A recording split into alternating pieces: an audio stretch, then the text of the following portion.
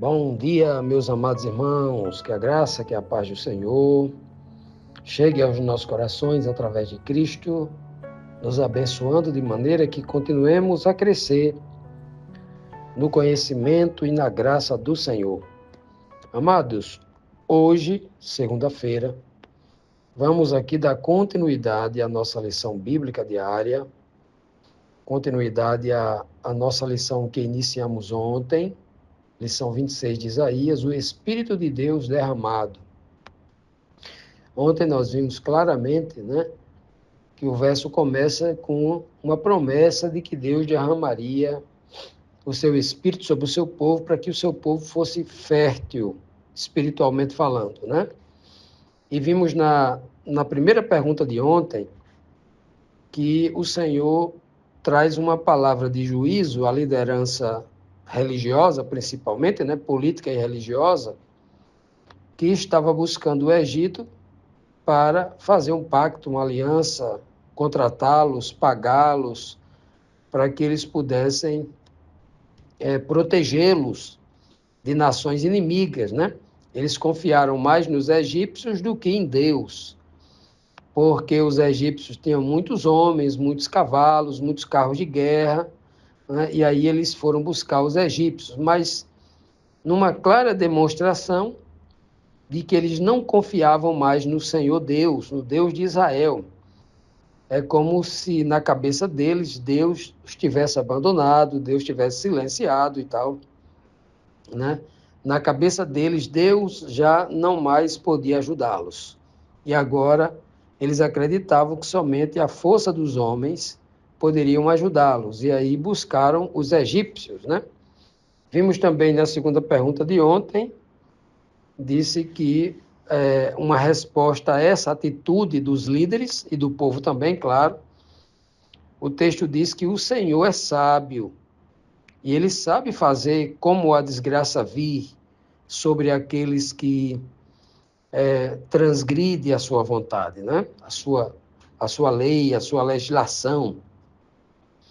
E aí ele sabe como fazer isso. Ele sabe tanto como fazer que o juízo de Deus chega de forma perfeita para aqueles que estão na injustiça, mas sempre Deus vai preservar os seus, Ele diz que no texto de 31, versículo 2, diz que Deus, ele sempre cumpre o que promete.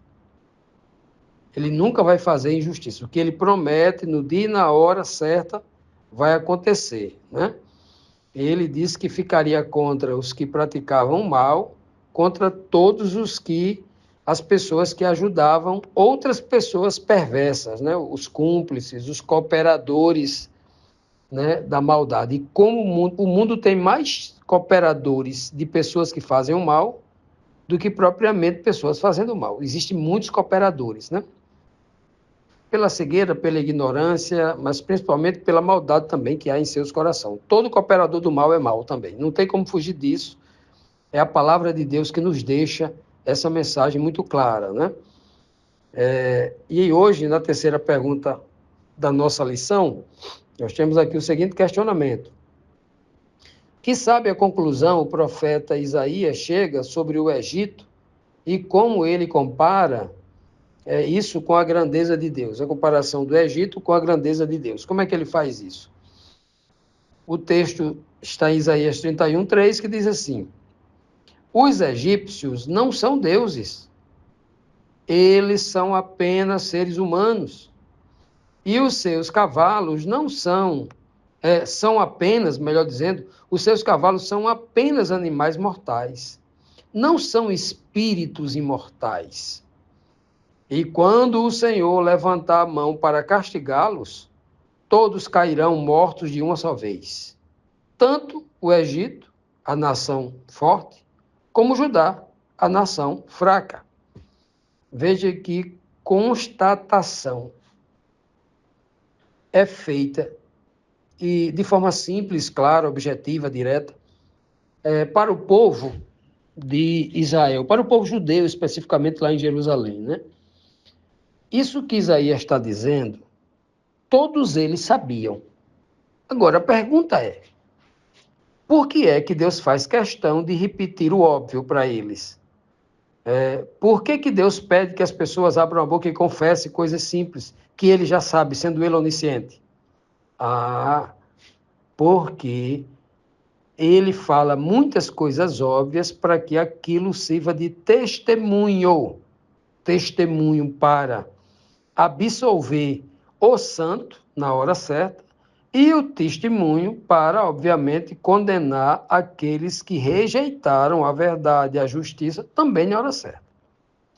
Então, Deus sempre vai falar coisas óbvias, que o povo até já sabe, para que sirva de testemunho contra eles, como também ele pede que todas as pessoas falem, testemunhem, abra sua boca e confesse, para que sirva de testemunho em seu favor ou contra, né?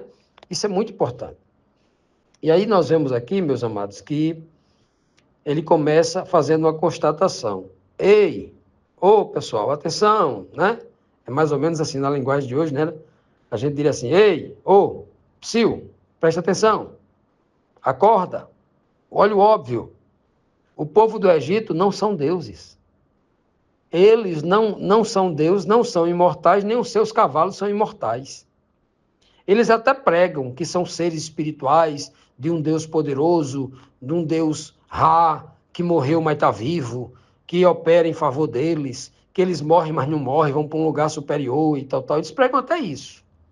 Mas eles não são. Olha o que Deus está dizendo aqui. Ó. Eles são mortais, eles não são Deus, ou deuses no plural, na linguagem, né? Porque o próprio Deus aí que não tem deuses, só existe um Deus. Né? O próprio livro de Isaías vai dizer isso umas 10 vezes. Quando ele fala deuses, está falando da linguagem deles, para que eles compreendam. Deus jamais vai dizer, eles não são deuses porque existem deuses. Ele não está dizendo isso. Ele está falando a linguagem do povo, a linguagem dos egípcios, que dizia que havia deuses, e muitos povos, quem sabe, muitas pessoas, inclusive até dentro do próprio povo judeu, pudessem acreditar nisso. Com muito envolvimento com as nações vizinhas, acabam acreditando no que eles acreditam, né? Sempre vai existir pessoas fracas mentalmente nesse sentido para acreditar em tudo que dizem. Em todas as épocas existiu, na nossa época de hoje também existe. Então, amados, aqui o que ele diz com muita clareza aqui? Ó? Não são deuses. Ele conclui dizendo aqui, olha, quando eu me levantar, quando chegar o momento do julgamento, eu tenho o poder de fazer com que todo egípcio, é 1 milhão de egípcios que tem lá, 5 milhões, 5 milhões de egípcios. Quantos milhões de pessoas tem lá em Judá? 2 milhões? 5 mais 2, 7 milhões de pessoas. Morrem tudo de uma vez só, no mesmo segundo. Cai tudo duro, de uma vez só. Ou tudo mole, de uma vez só, não tem problema.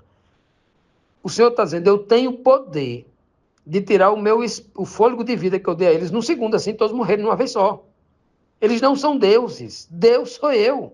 Quem tem o poder de livrar vocês de qualquer inimigo sou eu. É o que ele está dizendo na mensagem implícita a essa fala. Né? Isso é muito claro. E o povo de Israel até pregava isso, mas haviam perdido a fé, não acreditavam mais nisso. Né?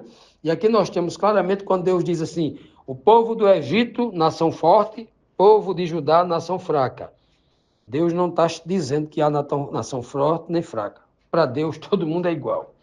Apenas ele está dizendo aqui o que o povo acreditava, o que o próprio povo judeu acreditava. O povo chegou a acreditar que agora o Egito era feito de pessoas fortes e que Judá era composta de pessoas fracas. Era uma lenda. Para Deus, todo homem é igual. Todo homem é como uma neblina. A vida dele passa, um simples vento passa rapidamente. Então, Deus está apenas falando através de Isaías aqui, o que eles acreditavam, falando a linguagem deles. E você preste muita atenção nestes detalhes quando estiver lendo a Bíblia, para não pegar um verso isolado e dizer o que Deus não está dizendo. Nesta linguagem, Deus não está dizendo que a nação egípcia é mais forte do que a nação de Judá, porque a força para Deus não tem a ver com a força de cavalos, de homem e tal. Até porque a força da fé é muito superior. Um homem só em Israel, chamado Elias, um homem só em Israel, chamado Eliseu, um exército de inimigo, e Eliseu, pela fé, né, orou, e veio um anjo só, e um anjo matou todos aquele exército todinho. Então veja que para Deus poder e força é diferente. Então preste atenção no que o texto está dizendo, preste atenção nos princípios que norteiam esta verdade, para que não digam que Deus não está dizendo. Ele está apenas se comunicando e falando desse jeito, porque é a linguagem que o povo compreende. Continuando, amados, vamos aqui para a nossa próxima pergunta. Quarta pergunta, né? E o versículo que a gente vai ler agora é o Isaías 31, versículo 4 e 5, para responder o seguinte questionamento. O que Isaías revela como Deus protegerá Jerusalém? Como é que Deus vai fazer isso? Que alegoria ele usa em comparação para mostrar isso? Vamos ler então, né? O texto diz assim: O Senhor Deus falou comigo e disse. Isso agora é Isaías dizendo, né? O Senhor falou comigo e ele me disse o seguinte: um leão que pega e mata uma ovelha não se assusta, nem foge quando os pastores vêm gritando contra ele, claro, o leão, né? Mesmo que sejam muitos pastores e gritem bem alto. Assim também eu, o Senhor Todo-Poderoso, não me assustarei quando descer para lutar no monte Sião. Como uma ave fica voando por cima do seu ninho para protegê-lo, assim eu, o Senhor Todo-Poderoso, protegerei Jerusalém. Eu salvarei a cidade e livrarei o meu povo. Aí agora você pode pensar assim.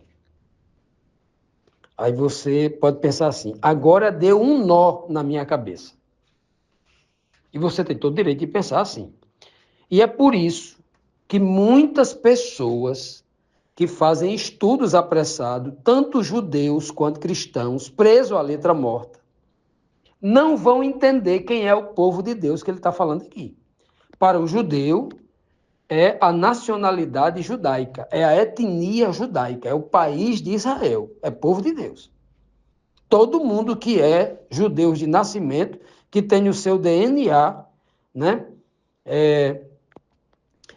Que tem no seu sangue, no seu DNA, o mesmo DNA de Abraão, esse aí é o povo de Deus. Tem muita gente que pensa assim. Da mesma forma, tem muito cristão que acha que só por participar de uma instituição cristã, embora não conheça a Bíblia, não conheça a palavra de Deus, e não está nem aí para cumprir o que Deus pede, para obedecer e servir ao Cristo a quem ele diz que é cristão, porque cristão é um servo de Cristo. Cristão obedece tudo aquilo que Cristo manda. Então, tem muita gente que se diz cristão, mas anda muito longe daquilo que Cristo ordena fazer, né? Então, é isso aí, presta atenção. O texto aqui nos diz claramente que o contexto aqui está dizendo que Deus está contra o povo judeu, a liderança do povo judeu que está indo lá fazer um pacto com o Egito. E porque o povo judeu está esquecendo Deus e está indo fazer um pacto com o povo do Egito, eles morrerão. Deus os castigará e eles pagarão com a morte. É o contexto. Não é só do capítulo 31. Capítulo 30 vem dizendo, metade do capítulo 30 está fazendo isso, está falando isso. Lição da semana passada, exaustivamente nós mostramos vários versos de Deus dizendo isso. Né? Olha só, preste atenção. E ele está dizendo que, no versículo anterior, né? No versículo de ontem nós vimos, o Senhor, quando a gente leu lá naquela última parte do versículo 2, aqui do capítulo 31, versículo 2, ele diz, ó, contra todos os que ajudam essas pessoas perversas, a liderança que foi lá fazer um pacto com o faraó, com o rei do Egito, aqueles que estavam ajudando, dando apoio a eles, apoio moral, dinheiro, o que for. Então você diz assim, peraí, Deus está dizendo que vai ficar sobre Jerusalém para proteger o Monte Sião contra quem? Aí você entende, peraí, Deus agora acabou de dizer que vai julgar, que vai punir com morte, com sofrimento, com sangue e tal. Jerusalém vai se transformar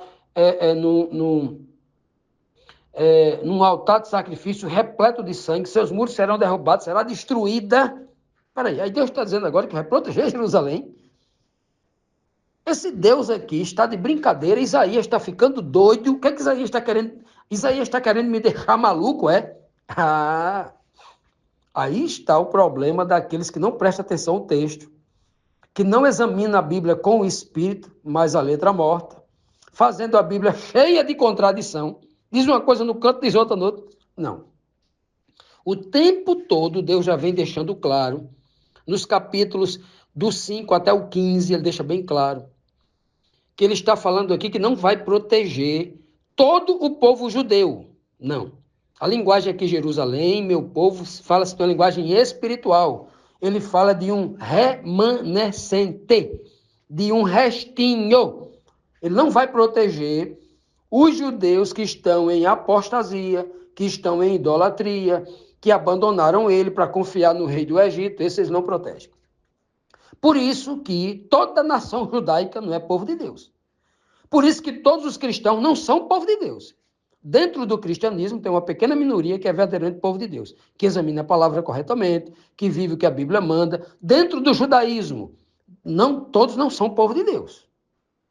Né? Povo da aliança é aquele que guarda a aliança, não é aquele que diz que guarda a aliança. Existe uma pequena porção dos judeus, não tenho dúvida disso, que é povo de Deus. Todo aquele que serve a Deus de todo o coração, de toda a alma, que tem fé e que vive uma vida de fé, esse é povo de Deus. Assim como Abraão e tantos outros. Aqui não está em questão a etnia, não está em questão o DNA. Aqui não está levando em consideração a nacionalidade, o torrão, o país, a localização geográfica. Nada disso tem importância para Deus. A linguagem aqui de Jerusalém é uma linguagem tipológica. Cidade da paz. E a tipologia é muito clara, explicada por Paulo. Aonde Deus habita, não é em Jerusalém, é na mente. O templo do você, a sua mente, é o templo do Espírito Santo. Jerusalém tem uma linguagem aqui de uma morada, aonde Deus mora, aonde Deus descansa, onde está o seu templo. É um lugar a nível espiritual. Monte Sião não é uma montanha lá no Monte Moriá, onde está hoje o Domo da Rocha, que um dia esteve o templo de Salomão. Não. É uma linguagem tipológica. Então, todas as vezes que um judeu cego, preso à letra morta, lê isso aqui, ele acredita que Deus está dizendo assim, olha, eu vou punir o povo todinho que está indo lá para Faraó e vou transformar Jerusalém num poço de sangue, mas também eu vou proteger. Peraí, o Senhor a cidade vai transformar num rio de sangue, os judeus todos morrendo lá dentro de Jerusalém, ou o Senhor vai proteger? Decida o que o Senhor quer fazer, né? O homem maluco vai fazer isso, vai se questionar nisso.